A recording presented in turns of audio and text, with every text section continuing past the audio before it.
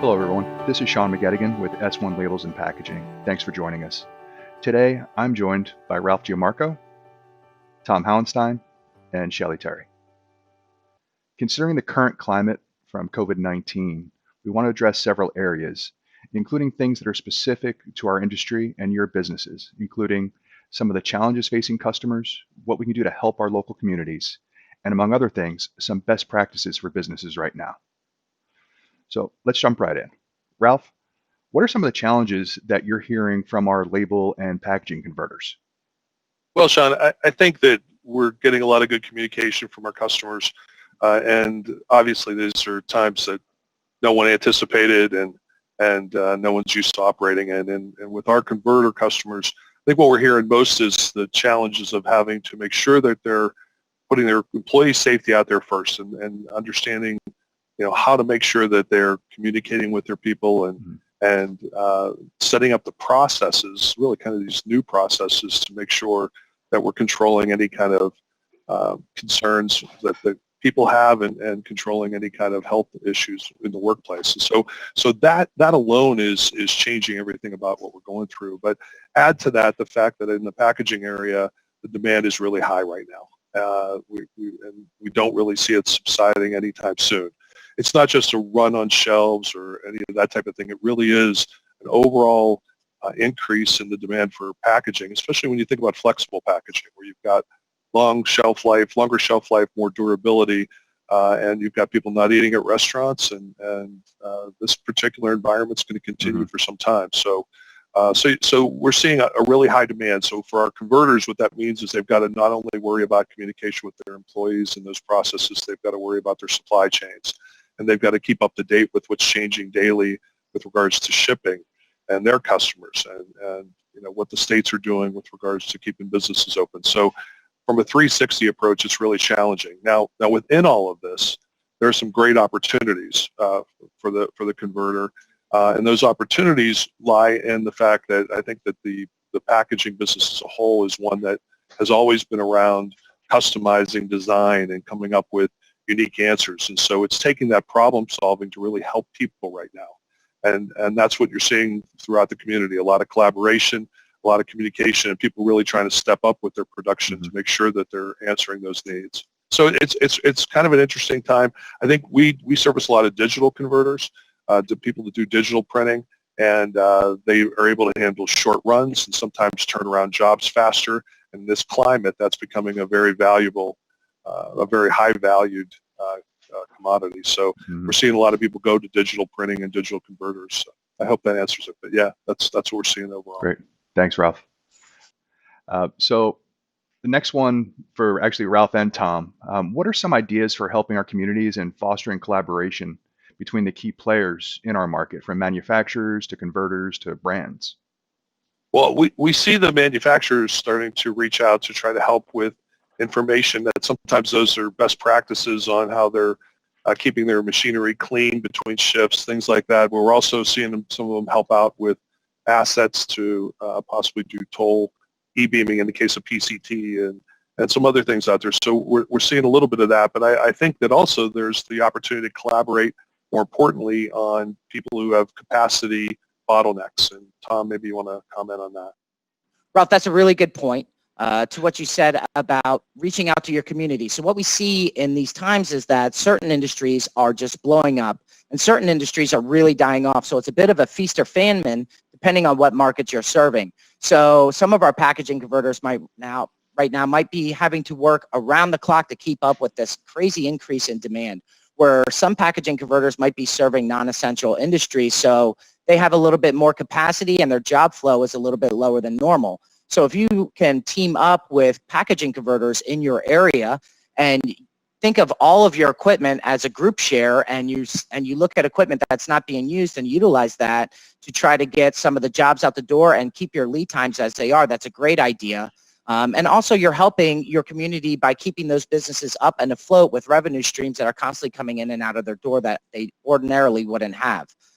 So that's on the packaging converter side. And then if you think a little bit more big picture, the label converters are sitting there with very similar pieces of capital equipment that the packaging converters have, especially on the digital side. But even on the analog side, they have flexo presses, but there may be a smaller format, like a 13-inch or a 17-inch as opposed to a wide web 38-inch.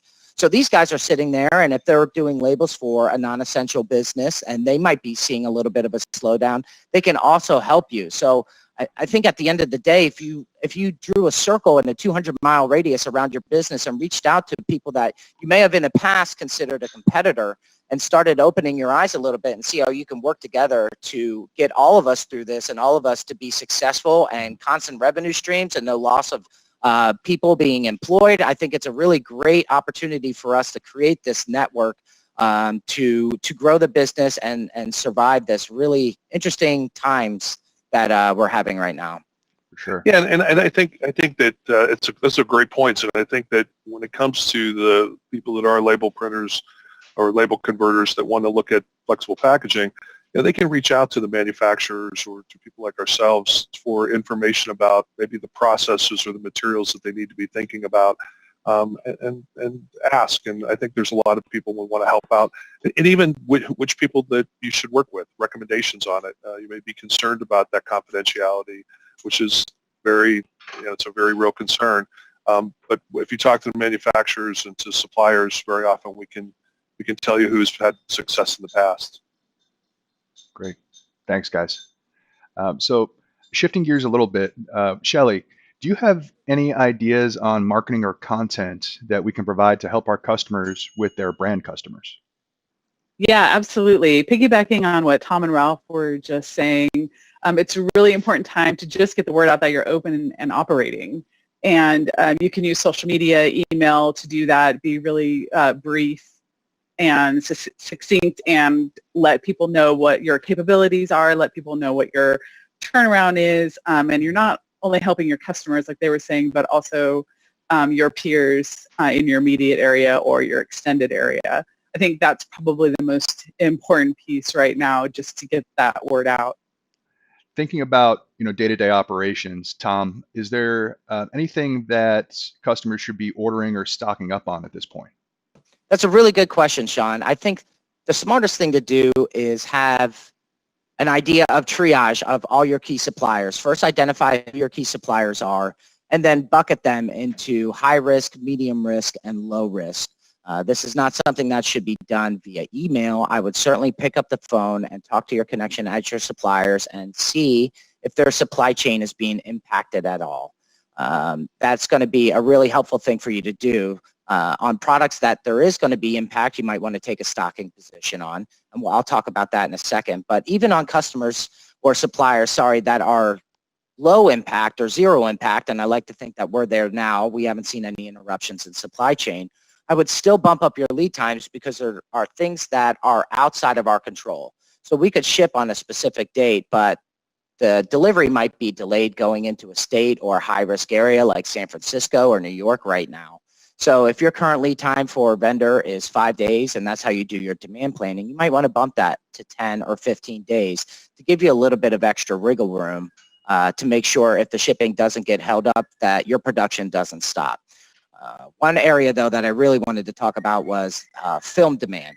So film demand is really something that's going to be impacted, and we're already seeing it where people that are blowing polyethylene or oriented polypropylene or extruding polyester or what have you, their demand is going through the roof. And those guys, as you know, have outrageous lead times as it is. Outrageous might not be the best word, but a long lead time, let's say 16 to 20 weeks. And you could see those bump to 35, 40 weeks.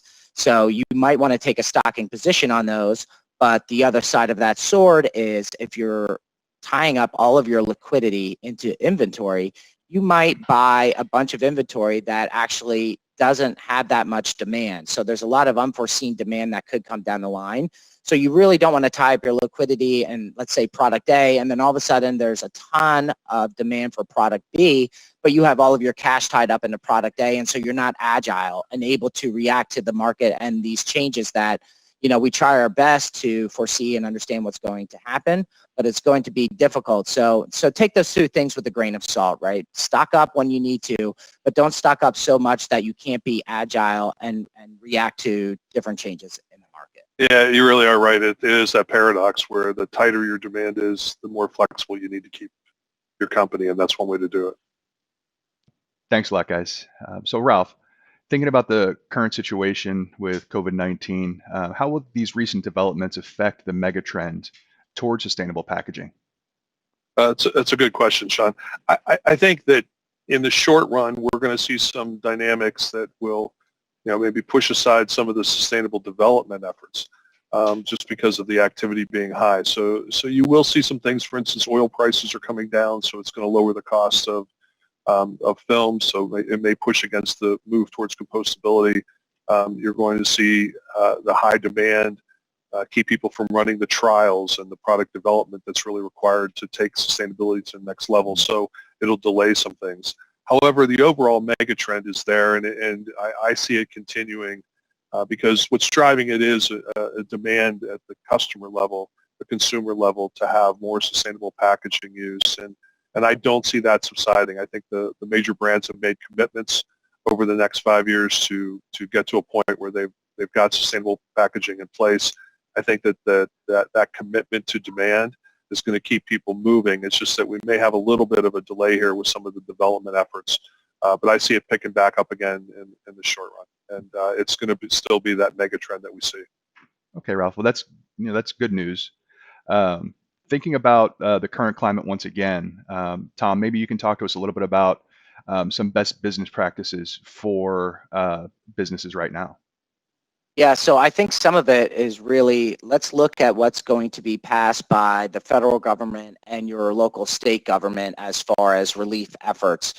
Certainly every business, whether large or small, should look at how that bill is going to impact them and see how they can adjust with any monies coming in from the government. I think that's the first thing, is to make sure you're certainly set up to take that help from the government as things get a little bit wonky here due to the disease.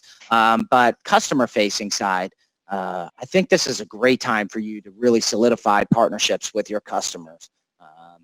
Customers are going to be impacted in different ways. Some might be a little bit tight on cash and might ask for an extension on, let's say, a net 30 invoice or something like that. Or maybe they need something next day aired because all of a sudden they didn't see this huge demand come through and they're really trying to get product out the door. Now is the time to give graciously with your customers. And what happens is when you help your customer in a time of need, they become a customer for life. It doesn't become about price anymore. You're a business partner, and they understand and they see by your actions, which are way better than just giving it lip service, that you truly are invested in their success and their growth as a company. So give graciously, work with your customers, have conversations with them, and see how you can help them, and they will always remember that, and you are building relationships for life. I think that Those are all great points. I think one more thing is that a number of the states right now are basically shutting down to allow only essential businesses to operate.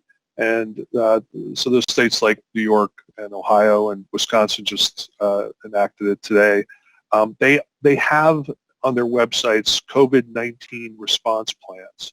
And this is for the essential businesses. If you go and take a look at one of those, they're all pretty much the same, but it's a great outline on things that you should be doing in your work environment.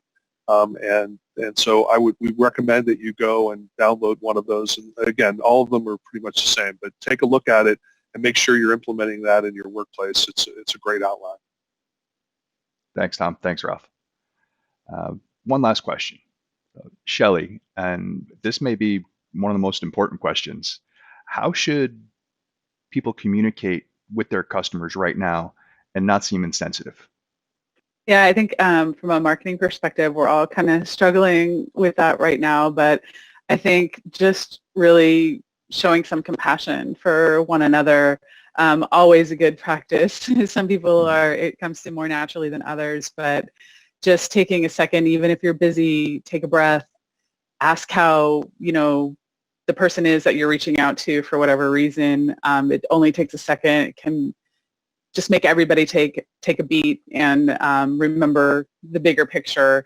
I also think that you can't underestimate the value of a video call, whether it's with an employee or with a customer. I know right now, just the four of us, seeing that everybody's doing well and busy and doing their thing is really kind of just a little thing that's just reassuring. And I just wanted to make a quick point on social media. Just be sure in efforts to stay on tone, if you have something that you have automated a few weeks ago about an event or about some promotion or something that you were doing, go back and make sure those automated messages are on topic right now, because you don't want something going out that is talking about an event that's been canceled or something. So plus it may just hit someone the wrong way and you'll appear careless, and none of us want to appear that way right now. So just a little extra care will go a really long way. Thanks, Shelly. I think that's going to conclude it for today. I want to thank Shelly and Ralph and Tom for being with me and helping put this webcast together. We hope that it helps you guys out. And if there are any questions, please contact us at S1 Labels and Packaging. We'll be more than happy to answer those for you. And above all else, be safe out there. And thanks again for your time. Bye-bye.